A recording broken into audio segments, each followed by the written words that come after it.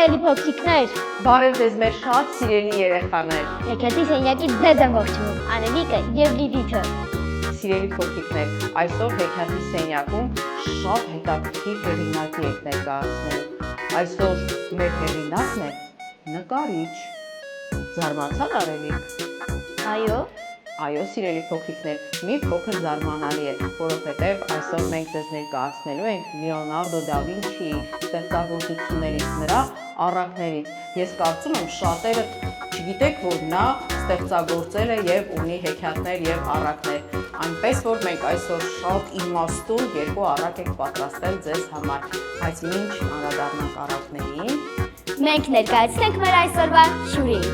Մեր այսօրվա շուրն է գեղեցիկ Աննան։ Ողջույն Աննա։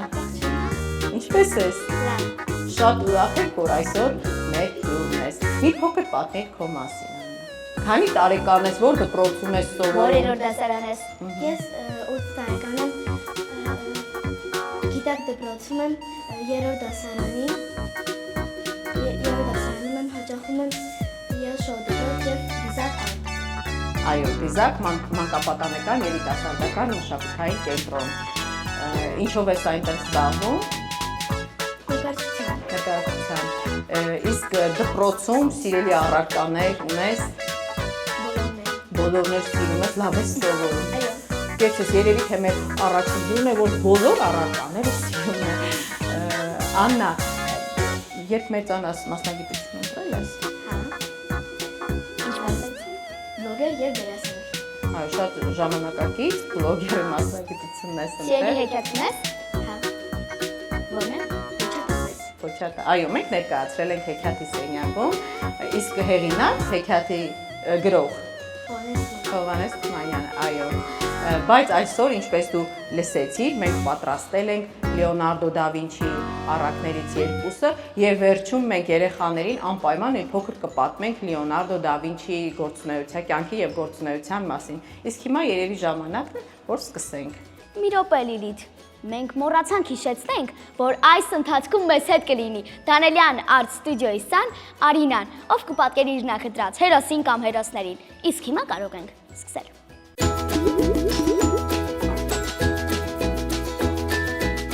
Մի վարսավիր արտասովոր գեղեցիկ ածելի ուներ։ Ածելին գործի մեջ եւս իրեն հավասարը չուներ։ Մի անգամ, երբ վարսավիրանոցում հաճախորդներ չկային, իսկ տերն ինչ որտեղ էր քնացել, ածելին մտքին դրեց դուրս գալ, աշխարհը տեսնել եւ իրեն ցուցադրել։ Սուր սայրն շրջանակից դուրս բերեց, ինչպես սուսերն են պատյանից հանում, եւ ձեռքերը հպարտորեն կանթելով կողքին, նա գարնանային այդ գեղեցիկ օրը դուրս եկավ զբոսանքի։ Ոտք շեմից դուրս դրեց, թե չէ պայծառ արևն սկսեց փայփլել նրա պողպատյա հակված սայրին, եւ արևի շողերի անդրադարձումներ ուրախ վազվզեցին բակի տների պատերին։ Այդ չտեսնված տեսարանից կուրանալով ածելին անկարագրելի ձգտությամբ մեջ ընկավ եւ տեղն ու տեղը լցվեց անսահման գոռոզությամբ։ Միթե այսպիսի շքեղությունից հետո պետք է վարսավիրի մոտ վերադառնամ, բացականչեց ածելին։ Ոչ մի դեպքում։ Կատարյալ անմտություն կլինի, եթե կյանքս մսխեմ անտաշ բռիների օճառած այտերն ու ծնոտերը մաքրելով։ Միթե մի քնքուշ սայրի տեղն այդ սափրիչի ձեռքին լինելն է, ամենևին ոչ, ես պետք է մի ծածուկ տեղ գտնեմ ու թաքնվեմ նրանից։ Այդ պահին ածելու հետքը կորավ։ Ամիսներն անցնում էին, վրա հասավ անձրևոտ աշունը։ Մենակությունից ձանձրանալով փախստականը որոշեց դուրս գալ իր թաքստոցից եւ մաքուր օդ շնչել։ Նա զգուշորեն սայրը դուրս հանեց շրջանակից եւ հպարտորեն նայեց շուրջ բոլորը։ Բայց ինչպիսի սարսափ, ինչ էր կատարվել։ Քնքուշ սայրը կոպտացել էր ժանգոտ սղոցի նմանվելով եւ այլևս չէր անդրադարձնում արևի ճառագայթները։ Ինչու տրվեցի գայթակղությանը, գառնորեն լաց եկավ ածելին, ինչպես էր ինձ փայփայում եւ խնամում բարի վարսավիրը, ինչպես էր ուրախանում եւ հպարտանում իմ աշխատանքով։ Իսկ հիմա,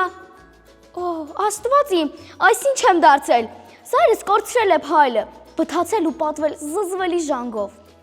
Ես կործանված եմ եւ ինձ փրկություն չկա։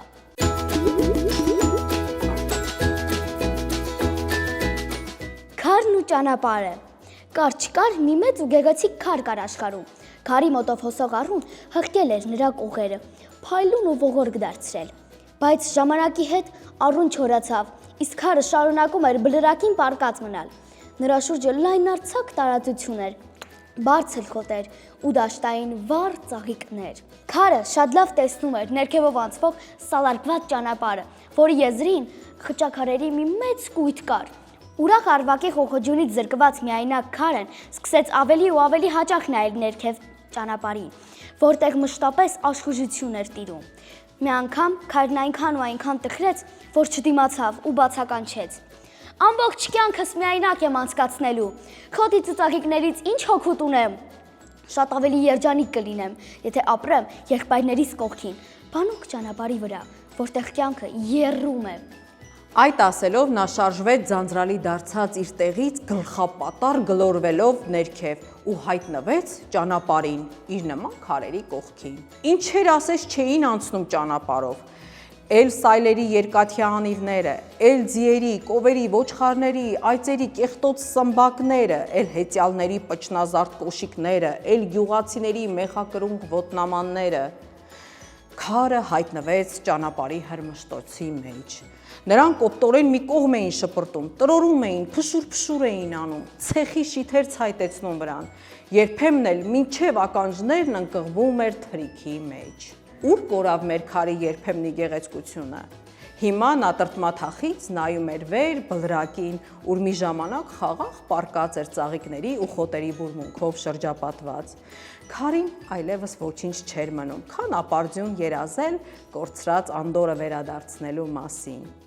Իզուր չեն ասում, մեր ունեցածը չենք պահպանում, իսկ կորցնելուց հետո լաց ենք լինում։ Այդպես էլ մարդիկ երբեմն անմիտ կերպով լքում են գյուղական խաղաղավետ անկյունները, մղվելով դեպի աղմկոտ մարդաշատ քաղաքները, որտեղ եռուզեռի անհագուր տենչանքի անվերջանալի դժվարությունների ու տագնապների իշխանության տակ են հայտնվում։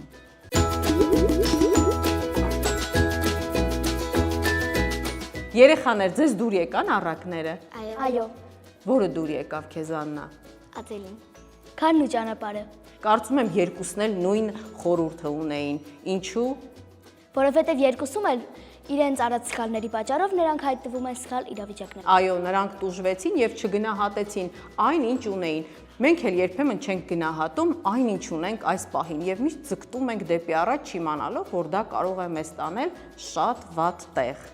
Այնպես որ սիրելի փոքրիկներ, գնահատեք այն ամենը, ինչ դուք ունեք։ Եվ ուզում եմ երեխաներին մի փոքրիկ տեղեկություն տալ Լեոնարդո դա Վինչիի մասին։ Լեոնարդո դա Վինչին ծնվել է 1452 թվականի ապրիլի 15-ին Ֆլորենցիայում։ Լեոնարդո դա Վինչի նշանակում է ծնունդով Վինչից։ Իտալերեն նրա լրիվ անունն է Լեոնարդո դի Սեր Պիերո դա Վինչի, որը նշանակում է Լեոնարդո որդին պարոն Պիերոյի ծնունդով Վինչից։ Տեսնում եք ինչ երկար, պատկերացնում եք այդ ամբողջ անունով նրան կոչեին։ Ուզում եմ երեխաներին ներկայացնել, որ թեև մենք Լեոնարդո դա Վինչիին ճանաչում ենք որպես մեծ նկարչի, բայց նա եղել է ոչ միայն նկարիչ, այլ նաև նշանավոր գիտնական, քանդակագործ, ճարտարապետ, երաժշտագետ, մաթեմատիկայի, ճարտարագիտության, գրականության, անատոմիայի, երկրաբանության, աստղագիտության, բուսաբանության, քարտեզագրության ոլորտներում, այս բոլոր ոլորտներում նա եղել է։ Նրան կոչել են հնեաբանության, ճարտարագիտության եւ ճարտարապետության հայր եւ նա համարվում է բոլոր ժամանակների մեծագույն նկարիչներից մեկը։ Դուք նրան ո՞ր նկարով եք ճանաչում երեխաներ։ Հատկապես նրա ամենահայտնի նկարը ո՞րն է։ Մոնա Լիզան։ Այո, Մոնա Լիզան։ Սիրելի փոքրիկներ, դուք էլ ուսումնասիրեք Լեոնարդո դա Վինչիի կյանքը եւ շատ բացահայտումներ կանեք նրա մասին։ Լիլիթ, հիմա ժամանակն է, որ տեսնենք, թե որ հերոսին է պատկերել Արինան։